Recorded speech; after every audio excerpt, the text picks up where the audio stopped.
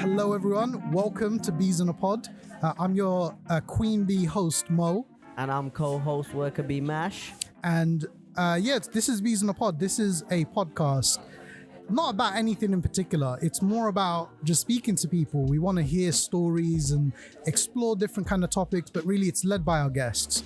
And there's going to be two different types of episodes going on. So we're going to have one set of episodes that's going to be specifically with guests. So it's going to be nice and quiet, uninterrupted podcast with guests. So we're going to be speaking with community leaders, people running projects, young people, alumni, leaders, activists, just generally amazing people, because we work with so many amazing people.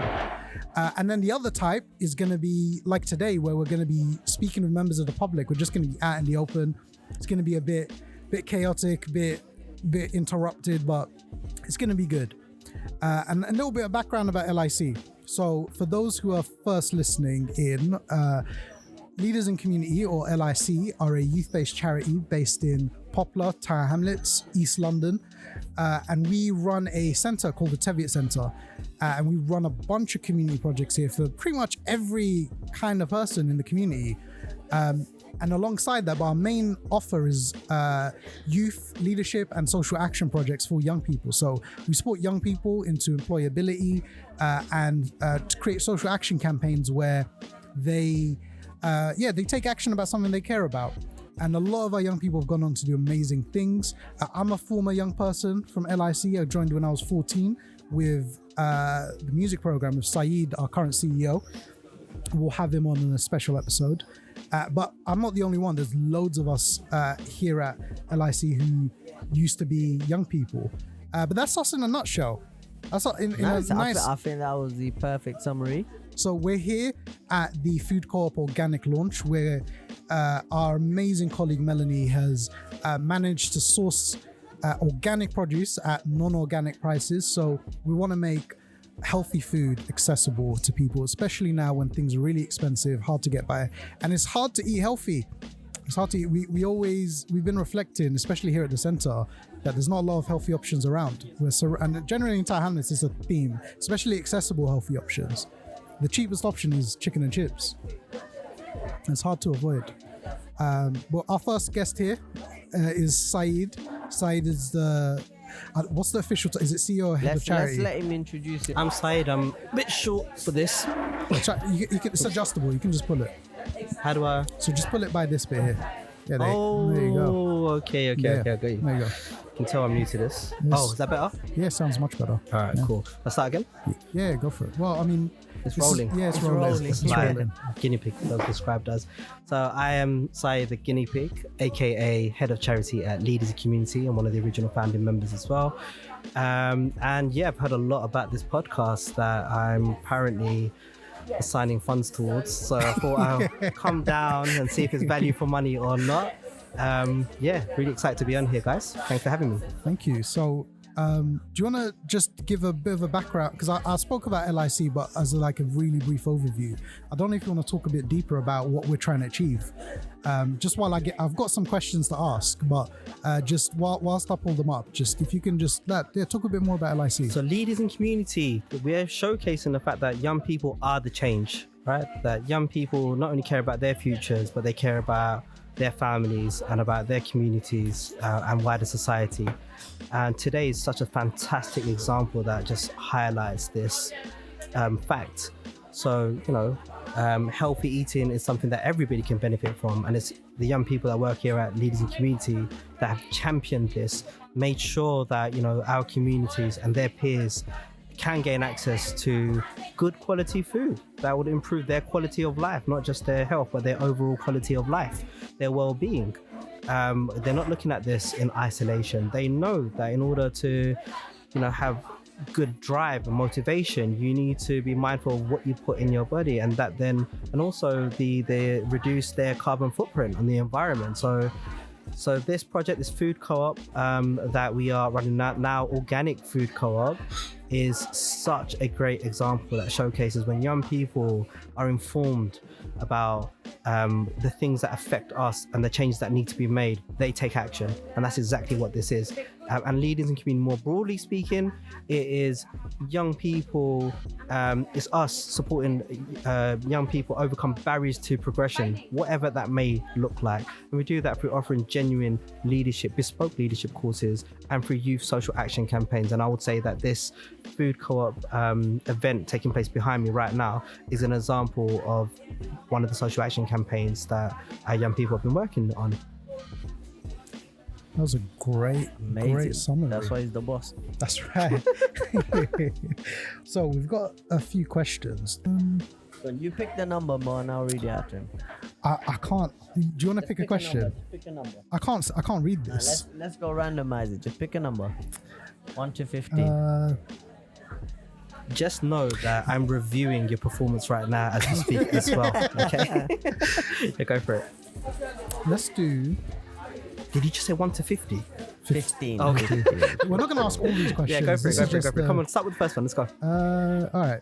Tell me about a person who's had a significant impact on your life, and what was one lesson they taught you that you'll never forget. My grandmother, hands down, most stable adult in my life that I've had. I'm fortunate enough to still have to this day. My link to what I would say the garden, the homeland. She is that piece of continuity, a living piece of history. And what one lesson did you say? Oh gosh, she helped lay the foundation of who I am as a person and what true resilience looks like. That's what she taught me.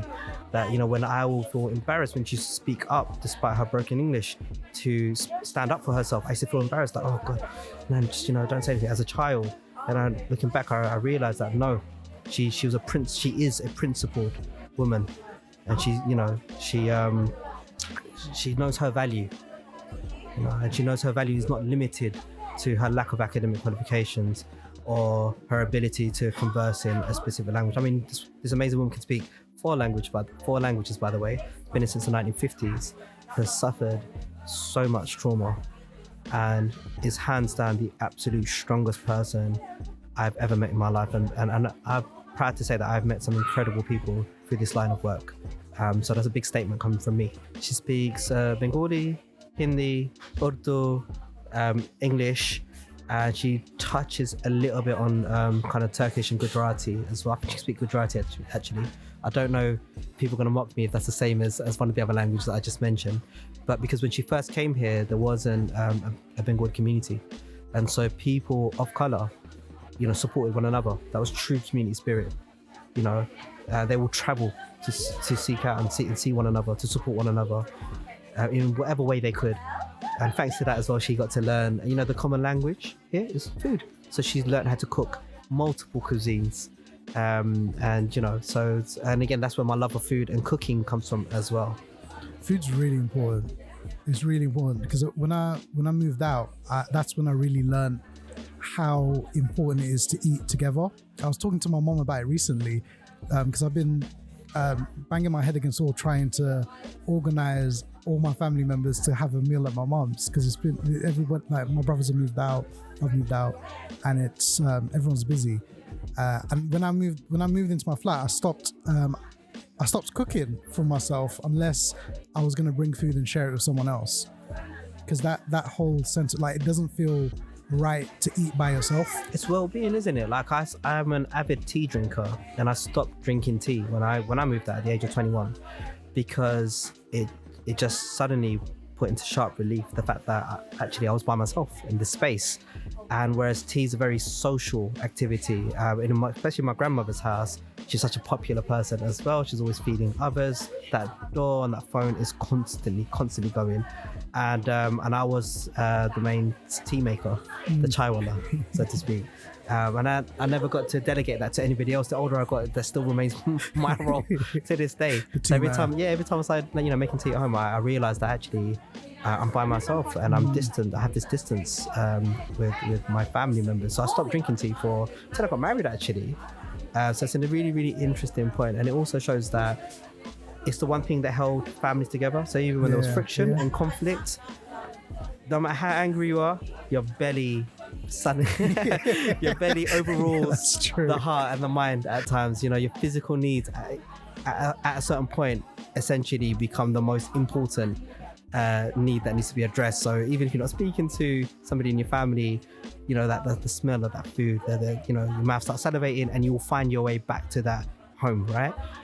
So it's such a powerful tool, I think, that people underestimate now. And again, I know we're speaking about, like, you know, our families and things like that, but I can't help but think these are some of the thoughts that sit behind why we're so passionate about the food co-op and what we do now. People are sitting there wondering, well, you're a youth organization, why on earth are you doing this? These are the kind of conversations that we have with our young people who predominantly come from Black, Asian and mixed heritage backgrounds. These are some of the common themes that unite us, no matter what our backgrounds are, what our heritage is. You know, everybody can attest to the fact that food is what unites us, and it's such an important part of our upbringing and our social cohesion, right? And our stories. And an exploration of cultures, because we're in, like, you know, Tower Hamlets, like, we've got everyone here. It's such a mixed, diverse area, and historically as well. Yeah, exactly. Always. Exactly. And food is it's an easy, accessible way to start exploring other cultures and building those connections. Because what my personal experience, I'm Moroccan, and I grew up around a lot of Bangladeshis, and exploring your food was really interesting to me, because there are certain things that you guys eat or prepare similar ways that we do. And give us an example, bro. You're really around the sweets, like sweets are kind of universal in a sense, but like your halwa is similar to kind of the stuff that we have as well. And for those that don't know, that's like a sweet, doughy carrot. I know, I'm getting it mixed It up. always reminds me of Play-Doh, but essentially it's like a sweet dough with like raisins, quite sugary. Love it, absolutely love it. But it was through food that because going to my friend's house and trying all kinds of like home Bangladeshi food kind of broadened my understanding of Bangladeshi culture, because, you know, I grew up around Bengalis, so it was a really nice opportunity to really understand it better. Well, you can, you know, it's worth mentioning as well that food can also dilute or destroy cultures, because if you look at our eating habits now, adults and young people, the fact that we're developing tastes that are taking us away from our traditional foods that our families cooked at home and have been eating for centuries, actually is creating this disassociation and distance with our cultural roots and heritage. And actually a lot of our parents and grandparents feel less and less valued, because when they had no money and they couldn't offer much, at the very least they can pour their heart and soul into making excellent quality food that was feeling that they took a lot of pride in, and they spent time investing in creating that kind of food, and people are not eating that anymore. So without that, what else? They don't feel like they have anything else to offer, which is not true, but that's what we're facing right now. So I think championing good food, and, you know, fruit and veg here, if you look at many of us that come from Black, Asian and mixed heritage background come from poor backgrounds, right, or low income backgrounds, that's right. And so we've come up with amazing, wonderful ways of utilizing fruit and vegetables, okay? And so being able to, you know, give the best quality version of those products means that, you know, our communities can take pride in what they serve at home, and reintroduce, if the young people have forgotten or moved away from kind of cultural foods, they can reintroduce that in a very healthy way back into their families, right? Yeah, because all of us come from, like, traditionally back home, we eat loads of vegetables because it's the most accessible kind of food. It's the cheapest kind of food traditionally. You lot probably. I mean, I'll speak as one of the younger lot out of you guys, but I absolutely hate vegetables, and I think it is saddening, because the younger kids, children, everyone, you just hear it all the time, how it's a stereotype, make sure your kids eat veggies. Like, so how do you then get them to have a love for it and actually enjoy having vegetables? Well, this is part of the wider conversations. And well, first you build up, you educate, you know, our communities, and that starts with our young people. Like I said at the beginning, our young people are the change. You don't know what you don't know. You can't fight what you don't know. You don't know what's been taken away from you. We people don't realize just how addictive the majority of the food that we consume, the processed food that we consume, really is. They don't know what we're fighting against, what's invaded our bodies. Our mindset, it's very difficult to tell someone to stop eating certain food things when they've been essentially, they have to be weaned off it in some cases, because we don't use the word addiction when it comes to the fizzy drinks and cheap processed foods that we're shown today that healthy food can be accessible, can be nutritious, can be delicious. It's taken us a lot of work, but this is what happens when enough people become educated on what we really need. And actually, we're not trying to reinvent the wheel. We're going back to our roots. We're actually selling things that we already know is good for us. We have this received wisdom. And so we're leaning on the wisdom of our parents, of our communities, and we're trying to promote this wisdom that we've cultivated over the last hundreds and hundreds of years, the right? The whole setup of a co-op as well is super accessible. Yes. And I know the Limehouse co-op in particular trying to, they've kind of a little bit ahead of us in that sense of trying to get local residents to understand they can do it themselves. Yes. Like, for anybody watching, it's crazy that not a lot of us know this. So for those who have big families, you can just order fruit and veg directly from a supplier. If you have a big enough family and enough orders to meet their minimum quantity, you guys can just all order your fruit and veg together, and you'll cut costs like crazy, especially if you shop around for good suppliers. And for anybody who wants to do that, you can come talk to us. Like, we can recommend suppliers. We've gone through quite a few. Melanie's a great person to talk to. It's crazy. It's so accessible. It's such a great system that's super underutilized, and I'm still in shock that we're able to offer this. But really, when you think of it, it's not at its root, it's not something difficult to do. Scaling it for a community centre is where we found the challenges to scale it to this extent. But this is just the start, isn't it? Today, exactly. Like, I know this food co-op's going on for a while, so a lot of hard work's gone into making this today happen. But this is just the tip of the iceberg. This is the beginning. We don't just want to invite people down here to buy affordable organic produce. We want to build relationships so that we can have conversations like this. This is the whole point, so we can build meaningful relationships so that people understand that our intentions are genuine, that we are genuinely trying to support people and their families and this community, right? We should also give a shout out to St. Hilda's Food Co-op, who have been trailblazers, have been doing this stuff for about, I think, over 17 years, I believe.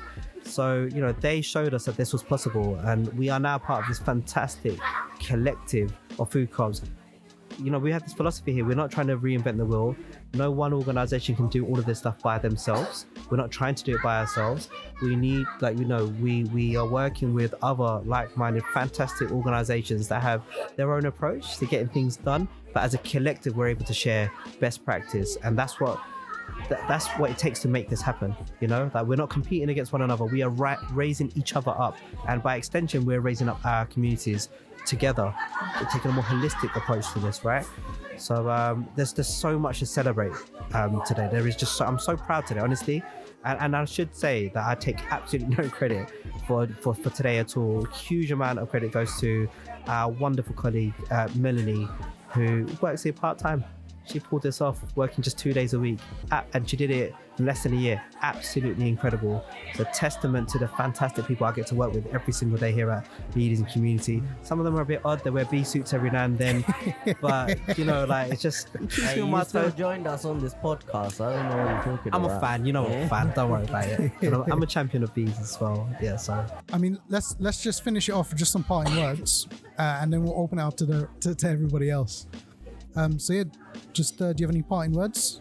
Yeah, I love this. I think this is such a great format. I can't wait to see where this Bees in a Pod goes next. I want to get everybody that I know that's part of our networks onto this podcast series. I want to show other youth organizations, like, look, we innovate here. Be bold.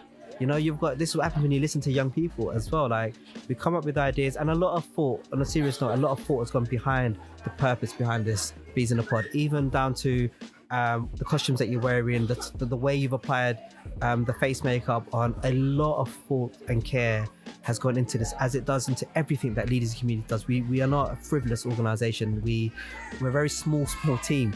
So we're very careful about, making sure that we maximize the use of all the resources that we have at our disposal. And the best resource we have, of course, are the other people that's involved in this. So it's a privilege being on here today. I hope I didn't just waffle and I've said some things that perhaps good. people might find. Having you. It was an honor having Yeah, it you was on a great- here. Oh no, you're gonna start making people cringe here. There'll be more episodes. Yeah, like I'm we on said, we during our intro we mentioned that there's two formats to this. There's one that's going to be like a one-to-one interview, a special interview, a podcast episode with someone, and then something like this where it's in the middle of an event, in the middle of the day, just quick casual conversation. So we'll definitely have you on the kind of a specific episode, and we'll explore things in a bit more detail. Anytime, I'm happy. Thank you, Syed. Take care, guys. Because we're getting him out of his work. That's why exactly. Do you know what? Anytime that's away from that screen one is healthy for me. I've actually really enjoyed this morning. And funny it's enough, nice. I've been for people that don't know, they gave me the LIC phone to try and capture some footage and pictures. I don't know if any of it will be usable, if any of it We'll would find out. get me in a bit of trouble. He's But, been taking selfies all day. That's what he's trying to say. Oh, wait until you see the footage. Okay, I think I captured some really impactful stuff. But anyway, guys, thanks again for having me on, Thank you very and much. I look forward to the next time. Take care. Thank you. Bye. See you soon. Bye.